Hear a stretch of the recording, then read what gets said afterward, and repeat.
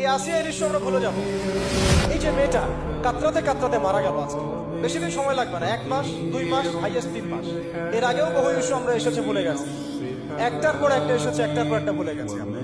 আপনারা দেখে নিয়েন 3 মাসের মধ্যে এই মেয়েটাকে সবাই ভুলে যাবে এবং যাবো ভবিষ্যৎ। লিখে নেন আপনারা, এই বাচ্চার কথা কেউ মনে রাখবে না, এই বাচ্চাটার কথা কেউ মনে রাখবে না। 3 মাস পরে, 6 মাস পরে, 1 বছর পরে আরো নতুন ইস্যু আসবে, আরো নতুন পাপ হবে, আরো বড় বড় ঘটনা ঘটবে। এরপরে মানুষ এই বাচ্চাটাকে ভুলে যাবে। এই বাচ্চাটাকে তার মৃত্যু যন্ত্রণা বলতে পারবে, তার সম্মানহানি বলতে পারবে, তার পিতা মাতাকে বলতে পারবে। এখন প্রশ্ন হচ্ছে, তার পিতাকেও যদি আমরা জিজ্ঞাসা করি, ইসলামে রেপের শাস্তি হচ্ছে মৃত্যুদণ্ড, আর ব্যভিচারের শাস্তি হচ্ছে অর্ধেক কোমর পর্যন্ত পুঁতে পাথর নিক্ষেপ করে হত্যা করা। এবং বিবাহিত ব্যক্তি হলে এই শাস্তি, অবিবাহিত হলে 100 বেত্রাঘাত, 1 বছরের নির্বাসন এবং সমাজ থেকে বয়কট করা। আর ধর্ষণ হলে সরাসরি মৃত্যুদণ্ড। 3 মাস সময় লাগার কথা না, 3 দিনের মধ্যেই করা সম্ভব।